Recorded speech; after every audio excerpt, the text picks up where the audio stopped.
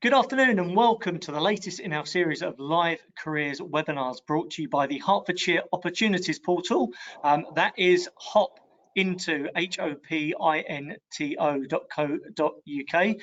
HOP has been designed specifically for young people at schools in and around Hertfordshire to find out about different careers that perhaps they are interested in and can find out more information about. The HOP portal has been live since November last year. It contains a host of information about the careers that you're going to find out about today within accounts, but it will also tell you about any other careers that you may be interested in, linked to those that are going to be particularly important within the county of Hertfordshire. Today's live webinar aims to inform you about careers in a particular industry, which, as we've discussed, will be around accountancy today.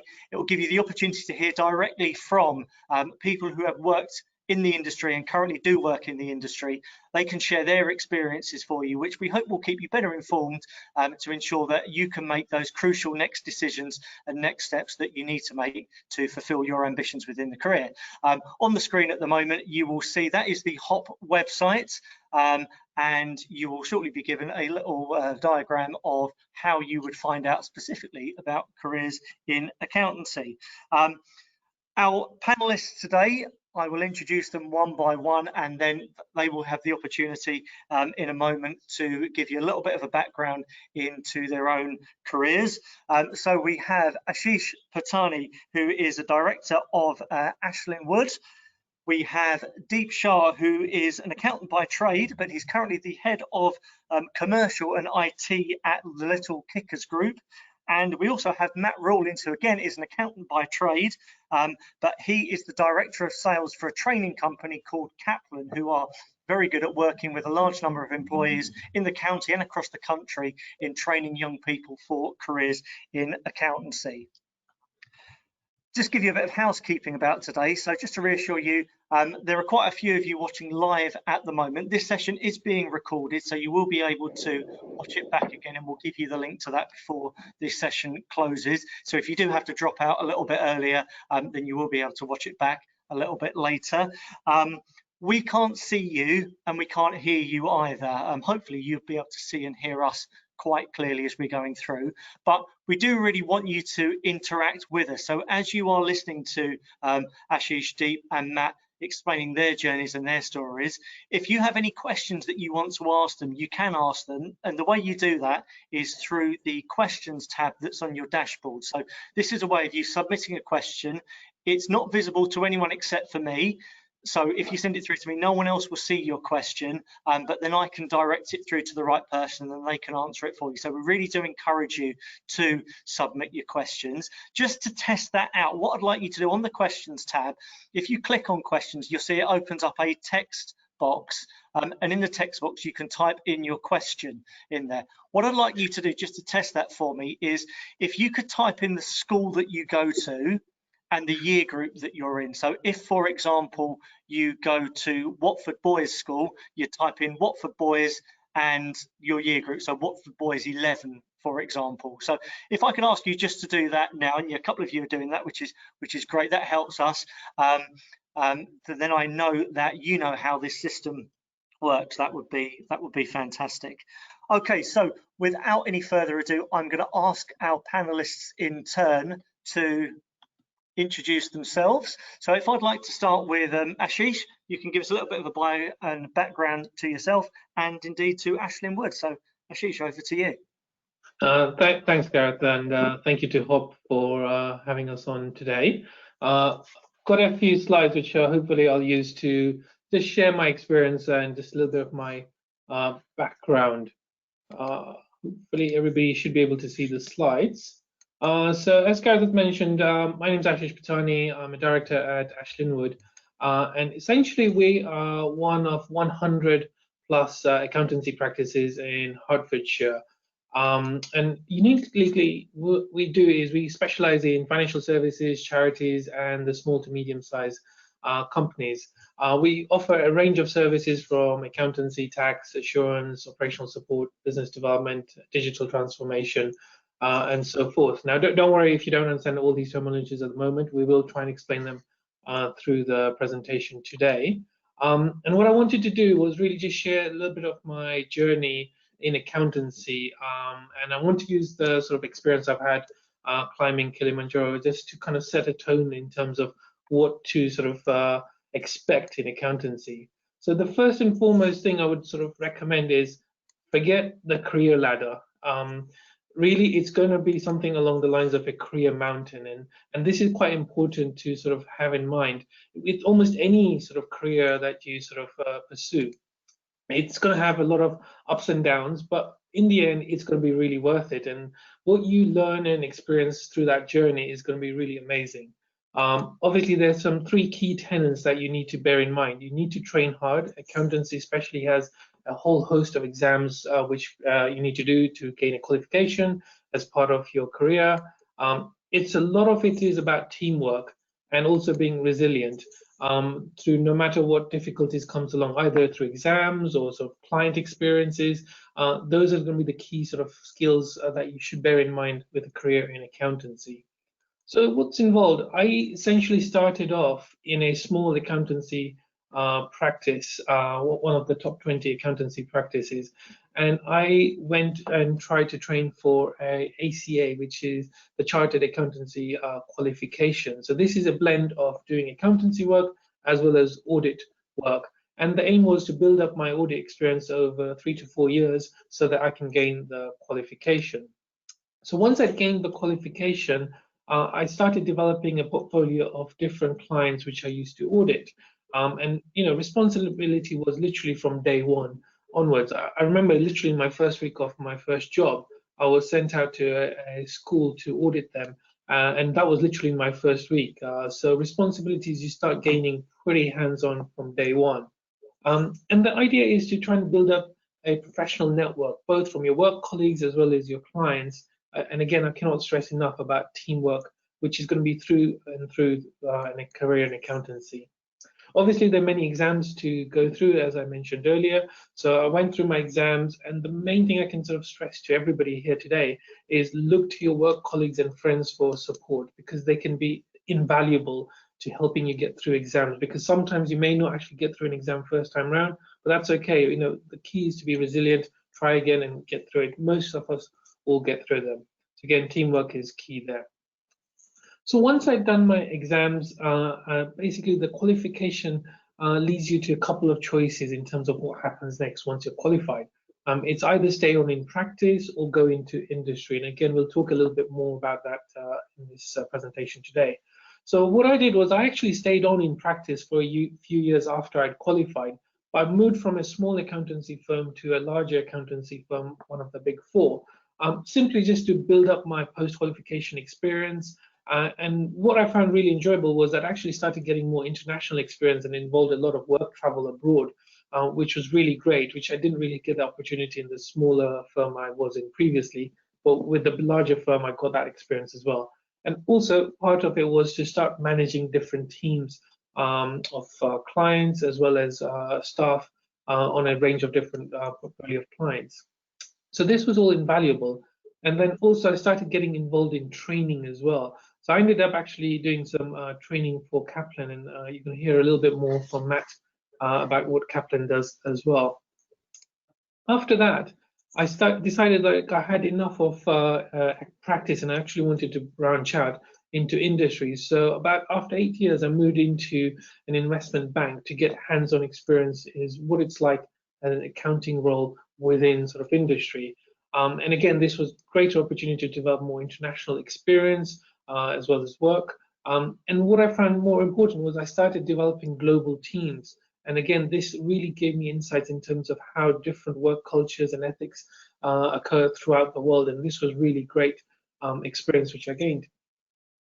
What happened then was basically I got to a point about sort of 16 years into my career, I decided, right, I want to set up my own sort of accountancy practice. So I kind of went back into practice mode, but with an element of a consultancy business as well. And that's kind of what we currently do. So I'll be happy to share any sort of further experience or questions that anybody might have a little later on in the presentation. So that's my quick bio. Hopefully that was enough. Deep, I think over to you. Yep, no, thanks, Ashish. That's a really good introduction. So we will hand over to Deep and allow him just to introduce himself. Just before I hand over to Deep, there's a few of you that have joined us since we've started. So if you have just joined us, what I want to let you know is that if you want to ask any questions to any of our panelists, Ashish, Deep and Matt, you can do so through the questions tab, which is on your dashboard. And I'd like you just to test that out. If you've not done so already, if you click on that now, you'll see the text box comes up. If I can ask you just to type in that, and it only comes through to me, so it won't be visible to anyone else. If I could ask you just to type in the school that you go to and the year group that you are in, that would be really useful for us to know that it works. Some of you have done so already. I can see we've got a big group in from Watford Girls School today. So just the rest of you, if you have any questions, you can put those in now. But otherwise, yeah, if you just put in your name of your school and the year group that you're in, that would be really helpful. So if I can hand over to Deep, then I'll let you introduce yourself. All right, thank you, Gareth. Well, thank you everyone for joining this webinar as well.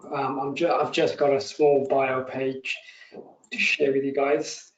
So I'll give you a bit more history about me and you know, my career journey so far. So yeah, as Gareth introduced, I am a qualified chartered certified accountant as well. I did a degree in economics, so you know, nothing related to accounting really, but I moved into accounting.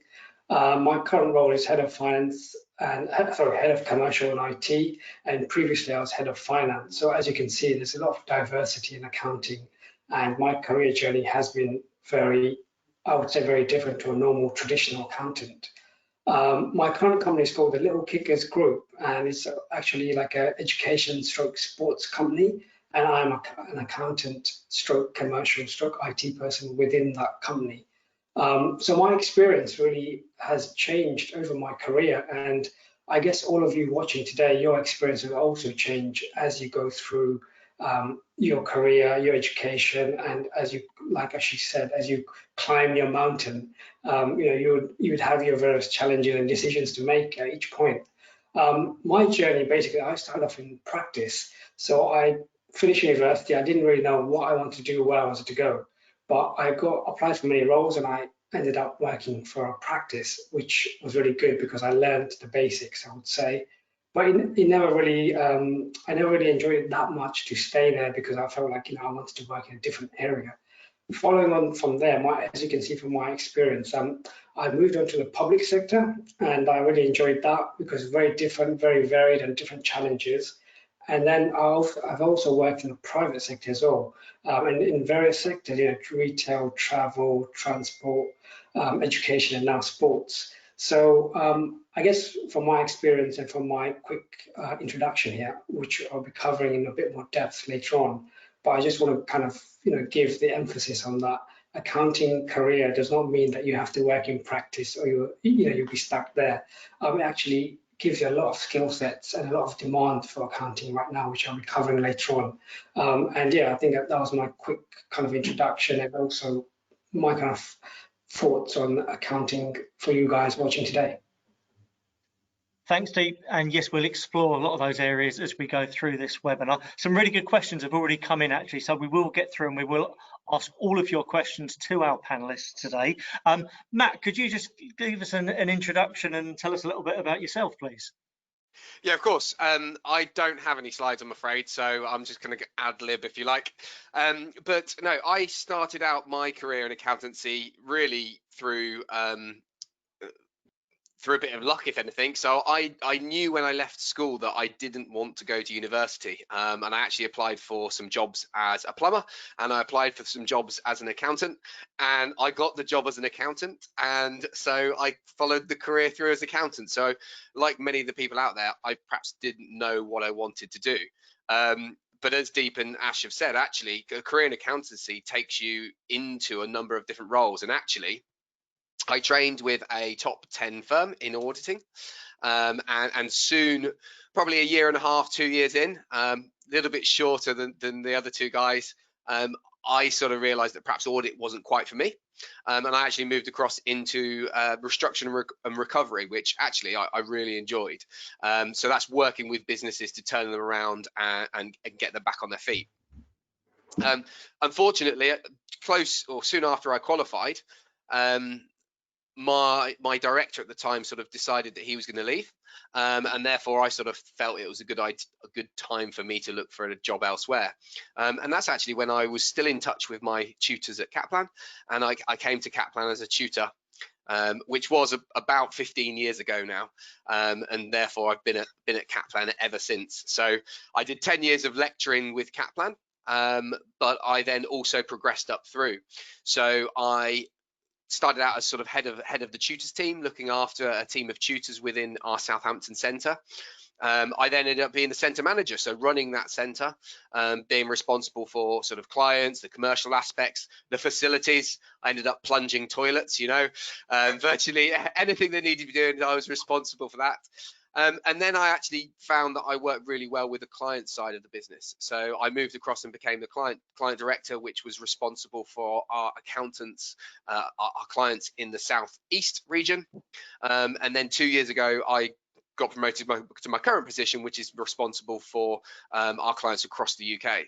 So at the moment, that is where I sit. I'm responsible for supporting all of our clients who hopefully one of you lot will go and work with. Most of the businesses in the UK will train their accountants through us, or another training provider, and we'll support both you and your students, you and your firm, to take you through your journey. So like the others here, I've started off a career in accountancy, but it doesn't always lead necessarily to a job in accountancy and a job in audit. And actually throughout the years, some of my students I think back to, I had a student who qualified as an accountant, did really well, and then he decided to set up his own brewery.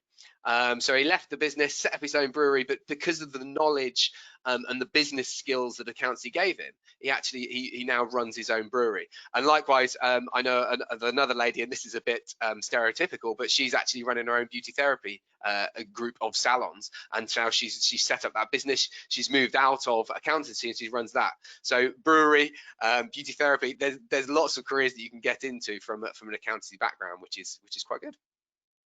Thank you. That's a really good introduction, and that gives us lots of areas that we can go and explore. And there's lots of questions that are coming through already from the audience that are live with us today, which we'll make sure we go through. So, Ashish, I mean, first of all, we've kind of alluded to it already, but could you just explain the difference between working in an accountancy practice compared to working in accounts but in industry? What's the difference? Why might someone choose to do one over the other, as someone who's done both yourself?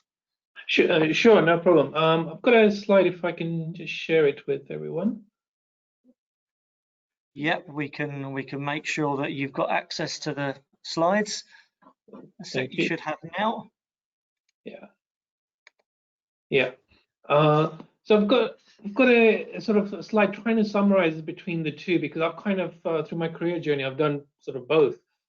So in practice, one of the things I've really enjoyed right at the beginning when I was actually training up was the fact that the variety of clients you meet is amazing. You learn about so many different businesses, whether it's sports or a brewery or a restaurant or another service firm. That is the most important thing which actually attracted me initially to go for this career, because it allowed me, because I wasn't really sure myself what I actually wanted to do in the end. But the fact that in practice it helps you actually meet so many different clients was a really valuable sort of experience for myself. And this actually helps you to actually specialize in a particular area, especially if you're not sure where you want to go in. Through the various client experience, you can actually then decide which areas you actually particularly enjoy and pursue those careers a bit more. So obviously there's also a whole host of options that you can have within practice in terms of studying further. You can do, after accountancy, you can end up doing a tax qualification if you want to, or another financial qualification like CFA if you want to. So there are a number of different options you get. And obviously staying in practice, you can slowly aim to progress towards a manager, a director, and eventually a partner of a practice. Or you can set up your own practice, which is kind of what I've done now more recently in the last few years. So when I went from practice to industry, the main driver for was that I actually wanted to get hands-on experience, because obviously I was dealing with a lot of clients from my practice, never actually having done the job that they were doing. So I decided sort of midway in my career to actually go into practice, and so I joined an investment bank to actually see what it was like on the other side of the coin, so to speak.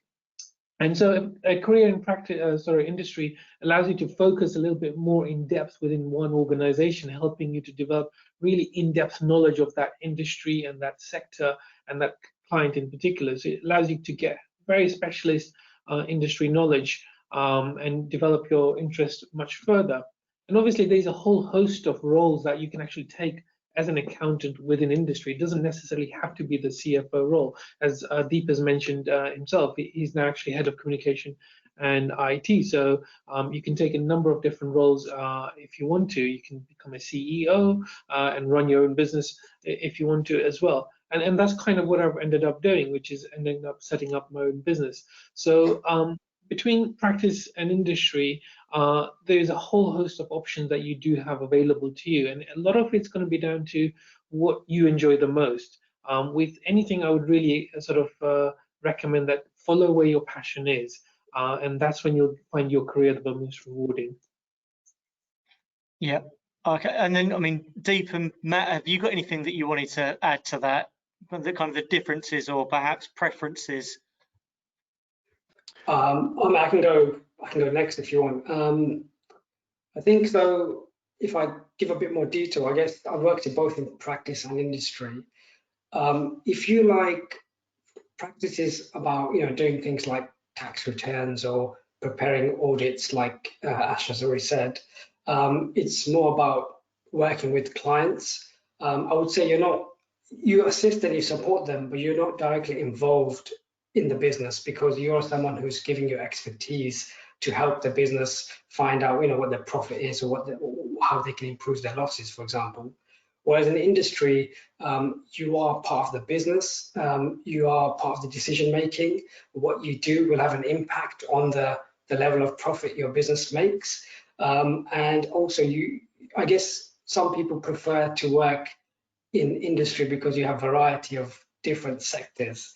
Whereas in practice, you do get a variety as well, but you work for different clients. So effectively, you are working with someone who requires your expert opinion, and you need to kind of help them make a decision.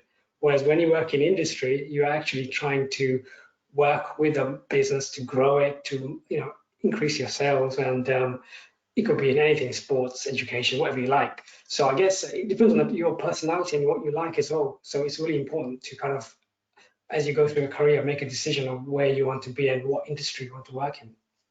Okay, thank you. And then, I mean, Matt, within the accountancy fraternity, if you like, is there a bit of a them and us between people who work in practices and those who work in industry? Are they quite transferable? Is it quite common that the people crisscross, as I guess Ashish has done, between one and the other? Yeah, definitely. And I think actually we're perhaps seeing a change a little bit. I think if you think back historically, I think most people will actually go through an audit background, work in a practice firm, and then move out into industry. But quite interestingly enough, I think we're actually seeing a bit of a swing at the moment with the introduction of the apprenticeship levy in the bigger companies. And what we're seeing is a lot more bigger industry companies, well-named, well-known businesses out there that are taking on apprentices in industry.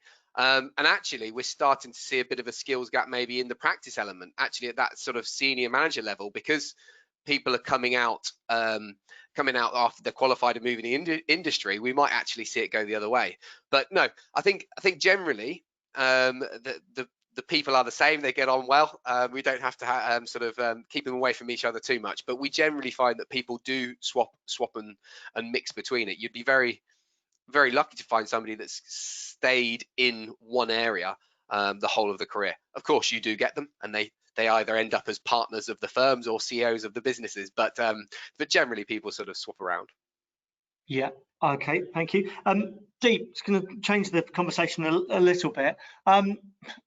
If we watch the news at the moment, it's all very doom and gloom about the jobs markets, but particularly for young people. But I want to know, how robust has the accountancy industry been? Is there still lots of demand for young people in accountancy? Do we think this will continue going forwards? Oh yeah, definitely. So I knew you were going to ask that.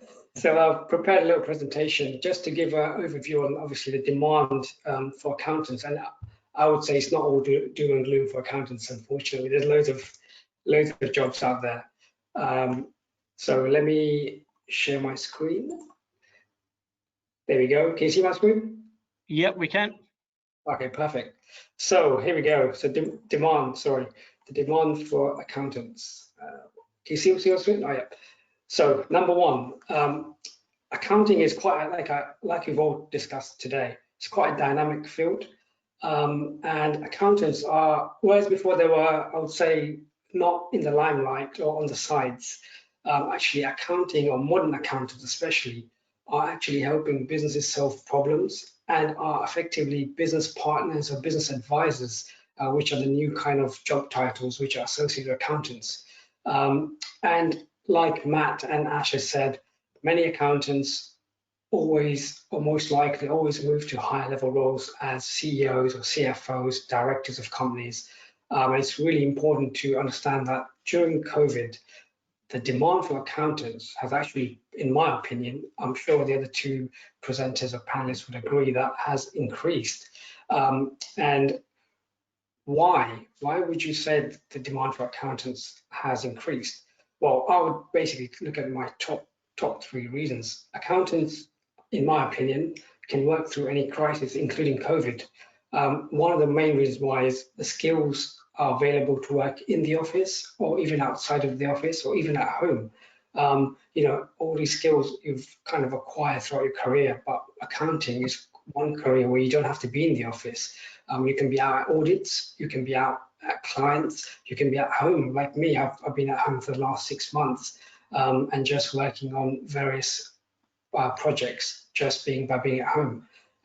Accountants support organizations, especially directors and CEOs. Even if you are a newly qualified accountant or a trainee, you'd really be able to then grow within the business, and you would be one of the key people that senior people actually come to. They're like really happy to see you because you can give them the information to make decisions for the future, or if they want to introduce a new product, for example, in the company. How do they do that? They go to their accountants and ask, okay, how much money do you have to spend? So accountants are key decision makers in any business. Now, where is the demand for accountants? Most of you are probably thinking, where can I work? So we've already covered it really. You can work for practice, in industry, in the public sector, or you can even work as a consultant really in any of those three above and really add value. There are a lot of people I know who are just self-employed and they give advice at the end of the year.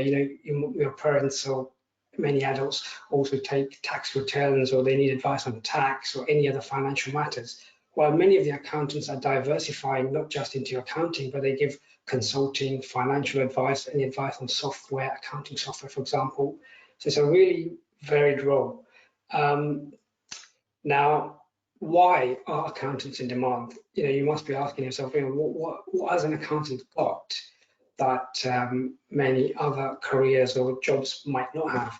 But I think the key is all the skills that you acquire in your daily life, you can really apply as an accountant. So communication is a key for everyone, a key skill, sorry, for everyone. I mean, if you can't communicate clearly, then it sometimes leads to conflicts or miscommunication between what you're trying to do. Similarly, in accounting, you need good communication skills to really develop yourself and also give advice to other people. Planning an organization, like same as waking up to go to school or to go to college or any other, you need to plan your day, you need to be organized, you need to make sure you catch the right bus.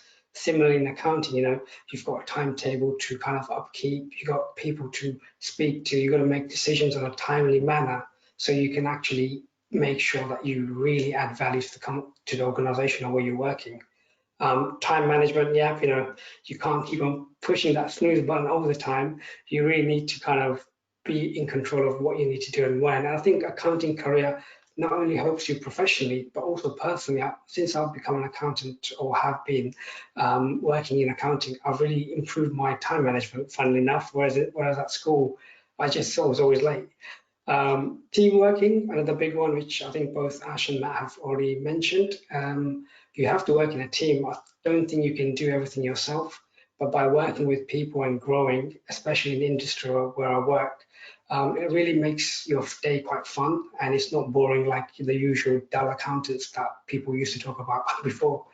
And if you're a person who likes technology and software, obviously there's loads of data analysis, presenting information like the way I'm doing right now. And it gives you a lot of self-motivation, really, because you are a person kind of left to your own devices sometimes, and you have to kind of go ahead and do things. So all these skills are transferable. It doesn't matter if you're at school right now, you can use, I'm sure you're already doing some of these skills.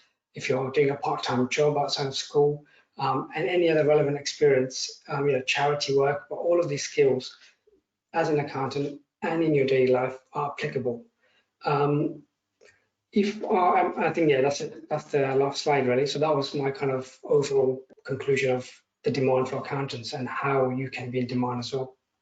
Thank you, and that's a really good overview, Deep. And actually, the question that's just come in is, and I think you've answered it. So I think you probably answered this in one word now. But is being an accountant just working in a bank and organising the finance? And no, I think, to be honest, the accountant really is a person who, I mean, even the term accountant is not really used anymore. So your job title now would be like, you could be called a finance business partner, analyst. My job title is head of commercial IT, but I do a lot of things within looking at numbers, budgeting, forecasting. So it's not just working in a bank. No, you can work in any industry you want. You can work wherever you want, because you got to remember it's a global qualification if you do ACCA or CIMA, for example. And for me, I was working in Kenya for 6 months during this lockdown. And I wasn't in the UK, so the career kind of options are really wide and variety of options. So yeah, you don't have to work in a bank, you don't have to work in a practice. You can work in Kaplan if you want with Matt. So yeah, you can do whatever you want. It's just a matter of just gaining that qualification or that entry route, which obviously Matt will tell you about in more detail. But I think that's my opinion, and I think most people generally agree to that. For sure, yeah, no, thank you. Matt, a question for you here. Do employers prefer accountants who went to university than a person who has done an apprenticeship? Oh, that's a tough question. I think it really, to be honest, I think it will be down to the individual, and it's a difficult one, because you've got a choice. Do you go to somebody that's been to university and gained their life experience through university? And actually 3 years of university does give you life experience. Those skills that you're talking about, that Deep was talking about, communication, management, time management, organization. Yes, you're going to develop those skills. But then at the same time, to somebody that left and then took a job straight away from school, they'll work up and they will develop those skills through that route. And so I suppose if you put yourself in the position of the employer, and you perhaps compare the ages, you could have somebody at 22 that's come fresh out of university with a degree and perhaps has got some business writing skills, communication skills, organizational skills. Or you could have somebody that's come out through school leaver route, worked through the business, worked up in the business, and actually has been working within the business, has a qualification, and developed those skills. So I'll let you decide who you think they would go for, but it is a tough decision. One of the things I will say though, is that university gives you that thing to fall back on, and yes, accountancy is great, and if you get through it, it will give you the foundation that you need to go off and do a whole host of careers. But it is tough, and therefore if you don't get through, then you're falling back on your A levels. Whereas if you go to university first and then you don't manage to get through your accountancy qualifications, you can fall back onto your degree. So that would be my only caveat there. Yeah. Matt, can you tell us a little bit about the apprenticeship entry routes into the industry now? Because obviously there are increasingly more of these now than there have been at any point in the past. So what's sort of been the direction of apprenticeships into accountancy? So really, apprenticeships is probably the main entry into accountancy now. And actually, whether you go to university or whether you leave at school, you'll end up doing an apprenticeship. So there are level 7 apprenticeships now, which are effectively equivalent to the master's degree. So if you go to university and then you join a firm, the likelihood is you will still do an apprenticeship at that point. So the apprenticeships in accountancy start all the way down at level 2. Which is the entry level. So that would perhaps be where you were coming in if you're perhaps leaving after GCSEs. You've definitely your father's an accountant, your mother's an accountant, your sister's an accountant. You're going to be an accountant. Well, actually, after GCSEs, potentially you could start your level 2. And then you can move up through it. So if you're finishing after A levels, then you might come in and do your level 3. Typically, they would be looking at the AAT qualification. And then actually you would step up to that, and that's when you can start to maybe lean towards one of the qualifications. So there are many professional qualifications out there. There are the tax ones, there are accounting, and the accounting ones have their different variations as well, whether it be management accounting or in practice and doing more sort of creation of accounts and financial reporting. But there is a whole host of availability to come in through the apprenticeship route, whether that is after GCSEs, after A levels, or after a degree as well. Ashish, if I can ask the question to you then, as an employer, so someone who employs many people in your organisation, including young people, I mean, the question directly that's come in is, how valuable is an apprenticeship in accounting? So from your perspective, how do you see the apprenticeship route? Yeah, I think it's like what Matt had alluded to. It's sort of working towards a qualification, and the apprenticeship route is an excellent one because you do both work and study at the same time, and you sometimes get time off to take your first set of exams, etc. So I think it's definitely invaluable for anybody to pursue a qualification while working, if that's the option they want to go to. So I would say yes, absolutely. Good. Okay. Matt, I'm going to ask you this question, but may well be that Deep and Ashish have got an opinion on it as well. Question that's come in: I'm doing maths, business, and computer science A level. Are these good subjects for accountancy? Yeah, so I was actually just I just saw that and I didn't know whether I could type back to that one or not. So yeah, I think they're really good ones. I actually did further maths and physics at A levels. But one of the things I would say is that yeah, you do need to have a good maths, but it's not about being really detailed in maths. A lot of people think about accountancy as being this really high level mathematical qualification, and it's not. So you need to have a good grasp of numbers. You also need to be good in terms of communication, so written and oral communication. I think that is a big part of the job that actually people probably underestimate. In terms of the A levels, actually most A levels will give you a good background. There aren't any ones that I would say definitely don't do, and likewise there's no perfect combination, but certainly those ones, so that the business, computer science, maths, yes, they are all definitely really good foundations to have for an accounting career. Good. Deep, this is a conversation you and I have had on several occasions. I mean, do you agree with the things that Matt's just said there? Are there any particular subject choices or particular skills that perhaps might lend themselves to particular subjects that you think good accountants would have and possess? Yeah, so I mean, I would go back to when I was at university, and before I took on, economics, for example, as a degree. I think before, yeah, the onus was like, if you do certain subjects, it will make it easier for you to go into a certain degree. Like if you did accounting and economics and business, and you go into an accounting degree. But I don't think that really reflects reality anymore.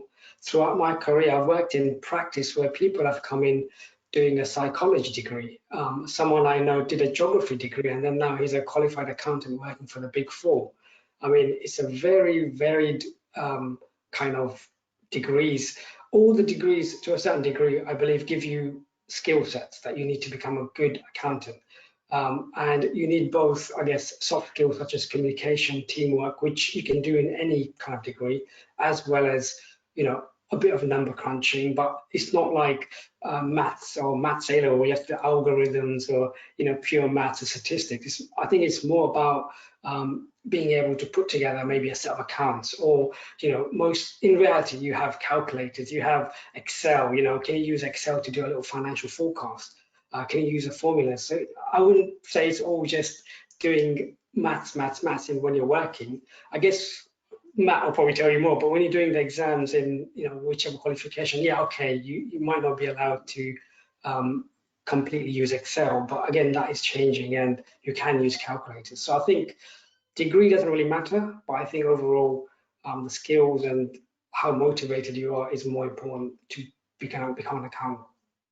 For sure. Okay, I've had a couple more questions specifically about A-level subjects. So notwithstanding what you've just said there, Deep, I'm just going to put these sort of subjects and these questions to you as a panel and see whether you can see any sort of links in there. So firstly, well, Deep, I'll ask you this question. You just said you went traveling, you were in Kenya for 6 months. So how advantageous is a foreign language at A-level if you're interested in accountancy?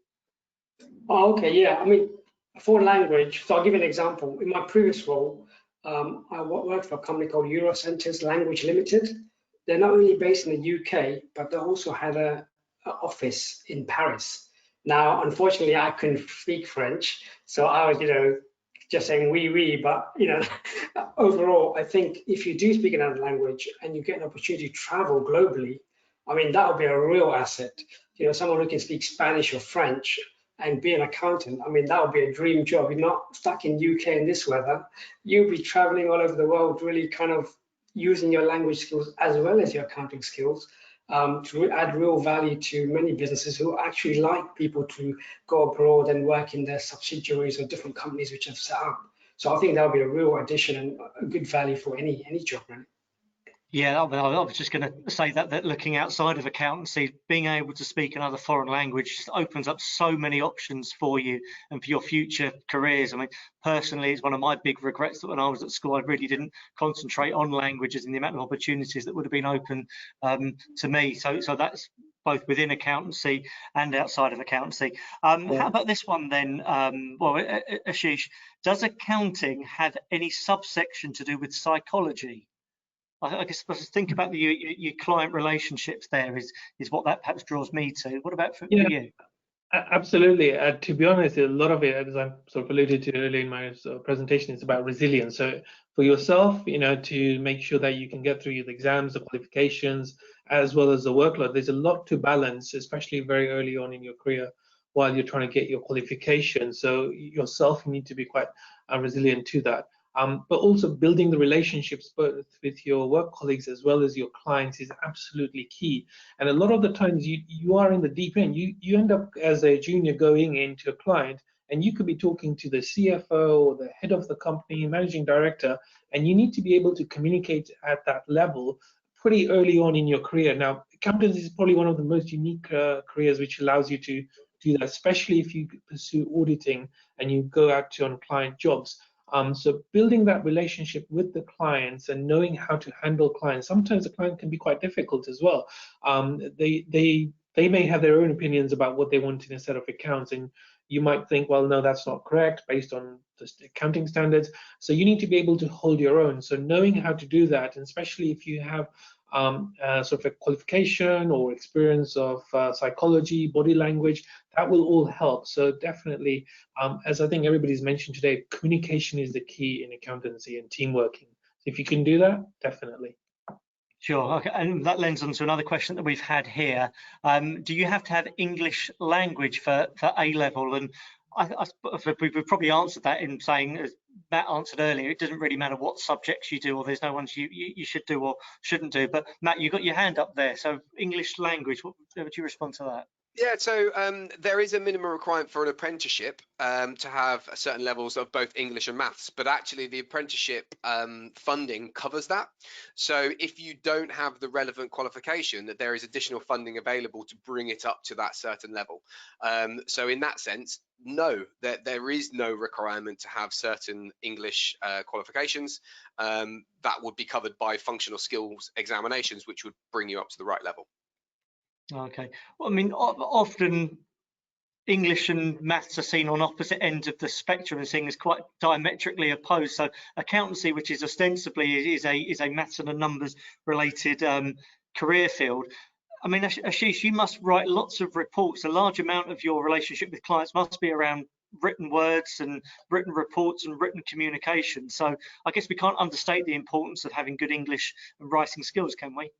Oh, absolutely. I mean, yes, there are the opposite spectrum, but you need both for a career in accountancy, because you need to be able to understand the numbers and be comfortable with them, but then you need to be able to communicate those numbers to yourself, within the team, as well as the client, as well as the users of the accounts. So having good English and good maths, they go hand in hand in terms of a career in accountancy. Okay. But a few questions here around degree level qualifications. So I'm just going to throw these questions, and whoever wants to answer this or feels best placed to, please do.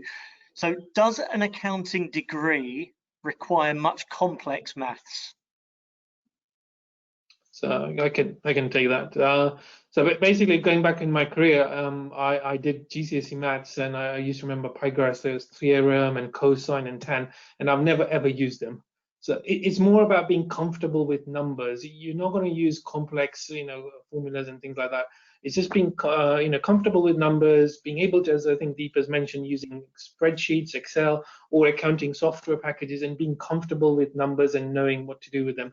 The most sort of additions you do is addition, subtraction, division, multiplication, basic maths a lot of the times. So you need to be comfortable with that, but it doesn't need super advanced maths. If you wanted to do a career in astrology or something different, then maybe, but not in accountancy. Sure. Okay. All right. I've got a few more questions to get through. Then we're sort of getting to our hour, believe it or not. There's so many great questions that have come in. I want to make sure we get through them. Matt, here's a chance for you to sell accountancy as an industry here, because we're competing. So a question come in. I'm choosing a career path between accountancy and cybersecurity. Which sector is more in demand, and which one am I more likely to get an apprenticeship in, assuming I get the required qualifications? Well, that is very topical. I mean, digital is a huge area, and actually one that Kaplan are launching a group of apprenticeships on in the new year. So believe it or not, we will be delivering that. But what I'd say is actually you can do both. So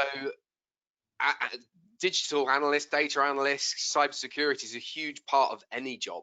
And actually, one of the things that we've done for our September starts just gone is we've embedded cybersecurity courses within our apprenticeships. And likewise, there are elements of digital analytics that are going to be embedded within our accountancy apprenticeships, level 7 accountancy apprenticeships moving forward. So I think I would say you don't have to choose between the two. You can do them both. You can do a sort of IT analyst, cybersecurity element to an accountancy role. So I've avoided the question a little bit, but all being accountants ourselves, I would say accountancy. No, Matt, I would totally agree with that, because I actually do get queries from clients where, because a lot of the clients themselves are relying on e-payments and online systems to receive their revenues, and making sure that they have adequate cybersecurity behind that and understanding the process behind it is absolutely key. So I don't think you need to choose. I think going forward, if anything, you're going to need a good understanding of IT, so cybersecurity and systems, if you want to do a career in accountancy, because finances are all going digital nowadays. So definitely. And I would also agree to that, because obviously in my current role, I'm head of commercial and IT, but my background is accounting. So in reality, it's how you manage people, how you manage your projects, how you manage your budgets. You got to remember that IT are huge costs for a company, and without correctly accounting for those costs, you could basically run out of money, and a project would not end. So in reality, you probably need a bit of accounting to manage your budget, or skills in accounting. But at the same time, a knowledge of obviously IT and cybersecurity will add even more value to the organization, because they can trust someone who can have big ideas, but with a controllable amount of spend, which will be good for all parties, I would say. So I guess, yeah, you could have both depending on which one you're going to do first. Of course. Okay. And then, well, talking of transferable skills, another question that's come in, I'm going to ask you to answer for us, Deep. If you did mechanical engineering at uni, can the problem solving and other skills gained from that be transferred so that you can work as an accountant? Yeah, so I think so a lot of the problem solving skills, I would say, are skills which, you know, it might not be obvious. You got to think outside the box. You got to have to be innovative. Now, 9 times out of 10, that problem comes up, and you'd have to think, okay, you have to sit back with your engineering skills, analyze the problem, think, okay, this is the issue now. What if I know if anyone had to kind of solve it? How would you go about solving it? So obviously, an engineer solves problems. There are many problems, and you have to find a way how to do it better. Same as an accountant. Someone can come up to you and say, look, this year I've paid too much tax. How do I reduce that next year because I don't want to pay the same amount of tax? So that's the problem. How do you reduce tax? The analysis would be where you look at the figures and saying, okay, this year you spent £100,000 on entertainment and going to football matches, for example. So next year, please cut down that season ticket, and you can reduce your costs, and therefore you'd have to pay less tax. That's just a quick example, but I mean that's how the mindset of an engineer of problem solving would be comparable to an accountant who might want to solve a similar kind of problem but relating to tax. Sure. Okay. Well, I think that answers that question very well. Very important question for us to answer, actually, that's come in, and I'm very pertinently recognised that we've got an all-male panel here today. Is that reflective of the accountancy industry? Is it totally male-dominated, or are there an equal mixture of females in there? Matt, from your perspective. I am stepping in for my colleague who unfortunately wasn't able to make it, and so she's off on holiday. But no, definitely not male or dominated. I think actually we probably have, if you look at intakes, I'll probably say there's more females actually. Probably in recent years, I would say that it's probably a swing to more females within the accountancy starting up. So, but no, definitely not. We've just got a biased panel, unfortunately. Okay. Okay, right. Actually, thinking about the role of an accountant. So, depending on which accounting path you take, would you say there is a good work and social life balance? Is it true that during busy season you don't have time to yourself? Wow, I think, okay, gotta be careful how I answer this. But basically, I would say, like, when you are beginning, I would guess, when you're starting up as an accountant, it is a little bit more time constraining because you've got to study, you've obviously got to work, you're learning a lot of stuff, and might have to spend a bit more time even educating or self-learning, because not everything will be handed to you like in school. Sometimes you don't get everything, you have to spend a bit of time.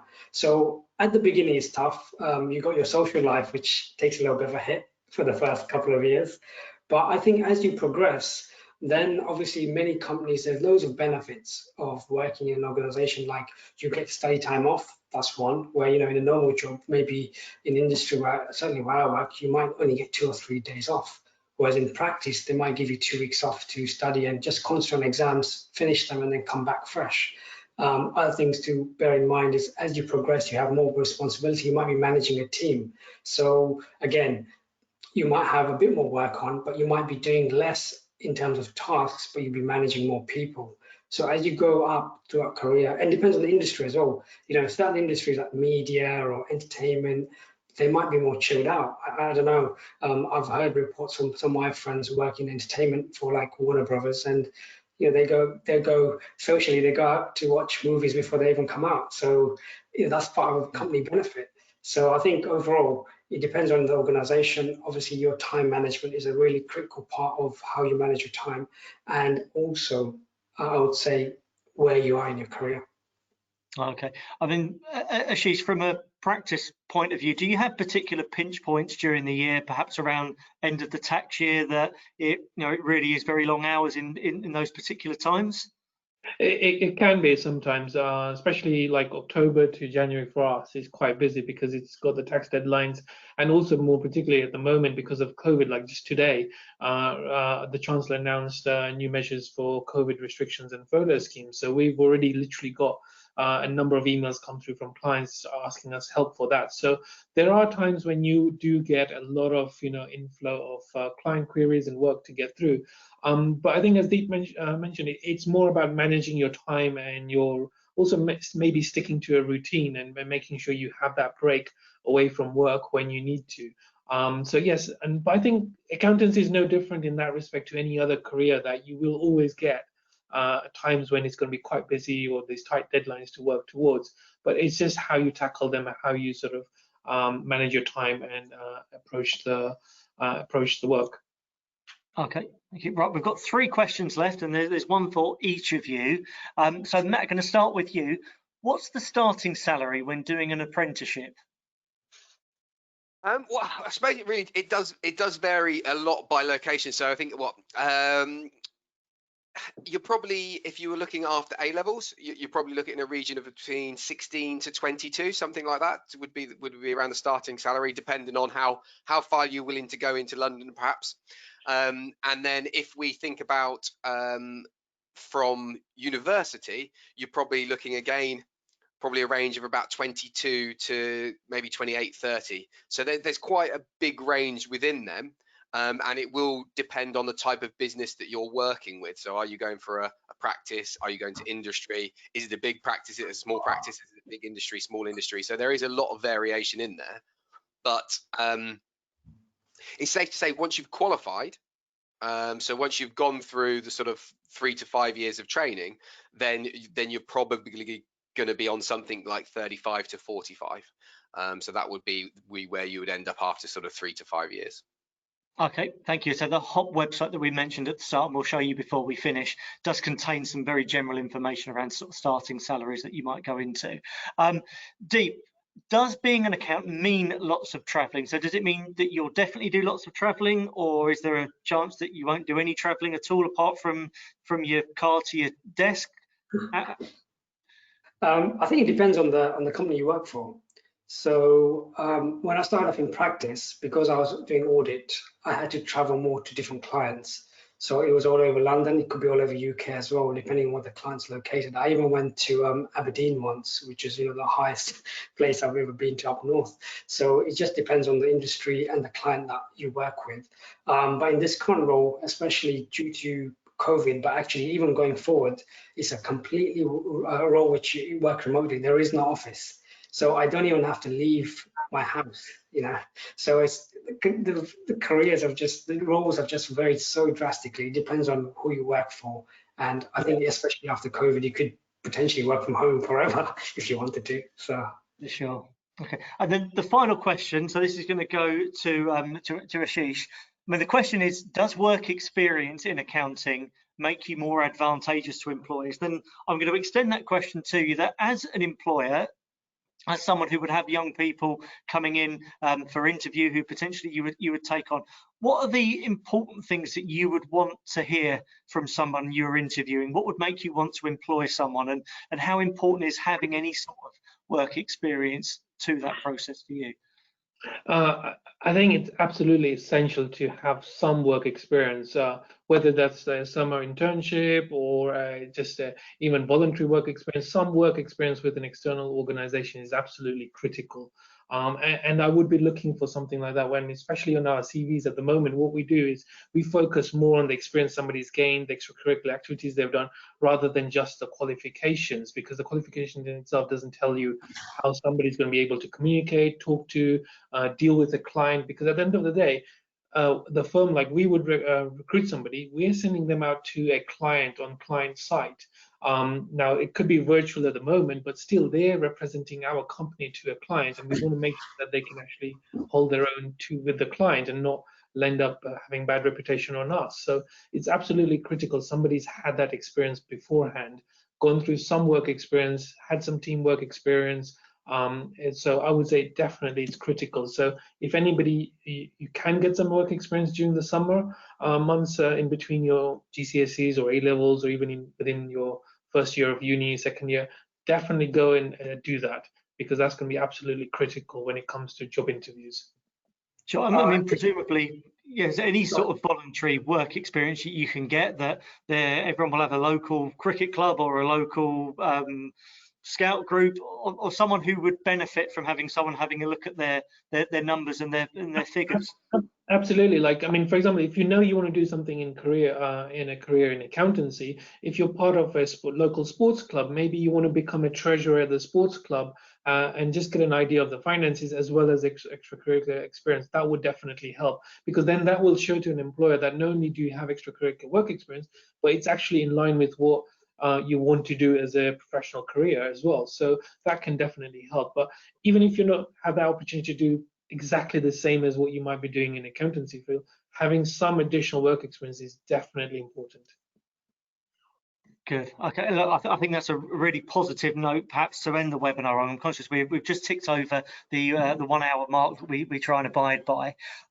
So just before we go, I'd just like to thank our panelists, so to Matt, to Deep, and to Ashish for giving up their time and hopefully really giving you a really good insight into the world of accountancy as a career, and we really hope that this is something that you'll want to go and find out more about. On your screen at the moment, you will see there's a QR code on there. This will take you directly to the Hop page. So I've mentioned the Hop Into website that we run. This QR code will take you directly to the page that all of the webinars that we record. So this one will probably go live tomorrow, so that's Friday, and it will be available for you to watch back. And if you've got any other questions that you want to ask Matt, Ashish, or Deep, the comments section will be open within that YouTube file, and then we can direct those questions over to you. All of the other webinars that we've recorded are on there as well. So the person who asked about cyber security, you might be interested. If you look on that page, we actually recorded a webinar back in July around careers in IT, and we had a group of people from Computer Centre based in Hatfield, and we had someone from their cyber security team speaking about that. But of course, if you have the option, go towards accounts, because I've got 3 accountants who are here with me at the moment and will be encouraging me to do that. The other thing that we'd like you to have some awareness of is an event that's coming up on the 1st of December. So this is specifically for anyone who lives, I would say, within about 10 miles of Stevenage, which will be most of you in Hertfordshire. So this is a virtual event for anyone who wants to find out more about the careers within STEM that are linked to some of the really big employers that we have within Stevenage. So this is a free event. It takes place at 6 o'clock until 7:30, and it's an opportunity for you to find out about careers in 5 different areas of science. So this could well be something that would be of interest to you. So the person who talks about mechanical engineering, for example, you might find that there are some things there that will be of interest to you. So you take a picture of the QR code that's on there. Both these slides will be available on the video that is created and downloaded, and we'll go on tomorrow. So having thanked Matt, Ashish, and Deep, I'd like to thank all of our attendees who have joined us live today. So thank you for submitting your questions. They've been really, really thought-provoking questions, and really hope that you can take something from this session, and it's going to help you with your next decision. So thank you again to all of our panelists and to our attendees for joining us. Hope you've enjoyed it, and look forward to seeing you again soon. Thank you. Thank you.